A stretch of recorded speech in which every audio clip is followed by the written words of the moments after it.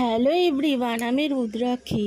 আজকে বাড়িতে কাতলা মাছের ঝোল রান্না করেছি, তো সেটা তোমাদের সঙ্গে শেয়ার করছি। তার জন্য আমি প্রথমে আলু কেটে নিয়েছি, আর এখানে দুটো পেঁয়াজকে একদম কুচিয়ে নিয়েছি, আর এদিকে একটা মশলা তৈরি করব। টমেটো, কাঁচা লঙ্কা, আদা, ধনে আর রসুন, এগুলোকে গোটা ধনে আর রসুন এগুলোকে ভালো করে পেস্ট করে নিয়েছি।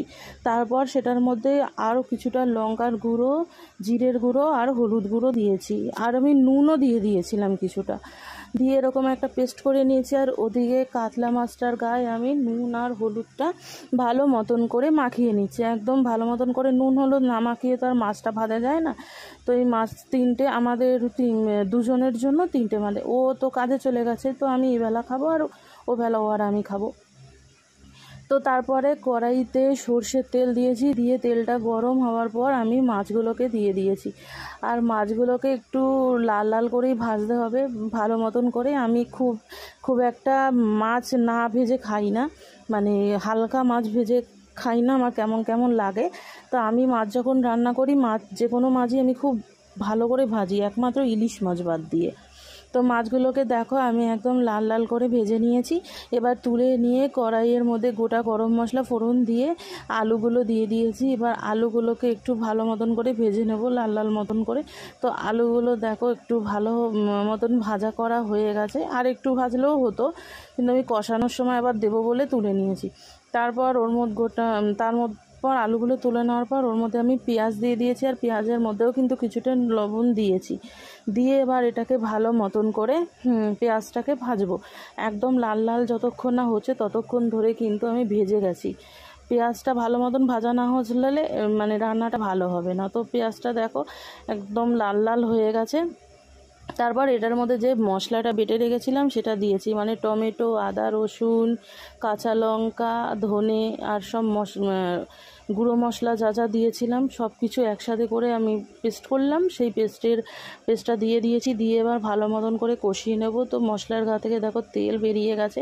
এবার যে মশলা দিয়েছিলাম যে কন্টেনারটা, সেই কন্টেনারটা ধুয়ে একটু জল দিলাম। কন্টেনারটা ধুয়ে জল দিলে, মশলা ধোয়া জল দিলে রান্নার স্বাদ হয় ভালো। খুন্তি ধোয়া জল এগুলো দিলে খুব স্বাদ হয়, আর শিলনোড়া বাটার মশলা তো আরও টেস্টি। তো দেখো এটা জল আমি অনেকক্ষণ ধরে কষানোর পর এবার ঢাকনা দিয়ে দিয়ে বারবার করে কষিয়েছি। কষানোর পর দেখো একদম কষানো হয়ে গেছে, তেল বেরিয়ে গেছে অনেকটা। এবার এটার মধ্যে যে ভেজে রেখেছিলাম যে আলুগুলো, সেটা দিয়ে দেবো। একটু প্রথমে নাড়াচাড়া করে নিলাম, তারপর এটার মধ্যে আমি আলুগুলো দিয়ে দিয়েছি। আলুগুলো দিয়ে এবার আলুটাকে ভালো মতন করে একটু নাড়াচাড়া করে মানে কষিয়ে নেব কিছুক্ষণ। একটু ঢাকনা চাপা দিয়ে এটাকে কষানোর জন্য রেখেছিলাম। তারপরে এটা দেখো তেল ছেড়ে গেছে।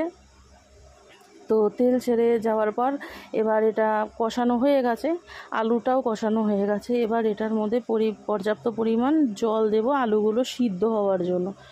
আর এই মাছের ঝোলটা আমি খুব একটা বেশি ঝোল রাখবো না, হালকা টাইপের রাখবো। তো জলটা দিয়ে কিছুক্ষণ নাড়াচাড়া করে নিয়ে এবার আমি একটা ঢাকনা দিয়ে চাপা দিয়েছিলাম। তারপরে এসে দেখলাম যে আলুটা সেদ্ধ হয়ে গেছে।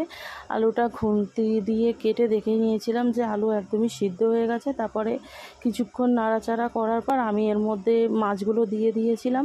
মাছগুলো দিয়ে এবার ভালো মতন করে একটু ফুটিয়ে নেব, আর ঝোলটা আর একটু কমে আসবে ততক্ষণে। তো দেখো একদম গামাখা একটা ঝোল তৈরি হয়েছে। তো এবার এটার মধ্যে আমি গরম মশলার গুঁড়ো দিয়ে দেবো। তো ধনেপাতা থাকলে দিতাম, ধনেপাতা দিলে আরও ভালো হয়। ধনেপাতা নেই বলে শুধু গরম মশলা গুঁড়ো দিয়েছি। এবার একটু নাড়াচাড়া করে কিছুক্ষণ গরম মশলাটা মিশে গেলে কিছুক্ষণ পর আমি নামিয়ে নেব। তো আমার আজকের এই কাতলা মাছের ঝোল রান্নাটা কেমন লাগলো তোমাদের? ভালো লাগলে শেয়ার করে দিও।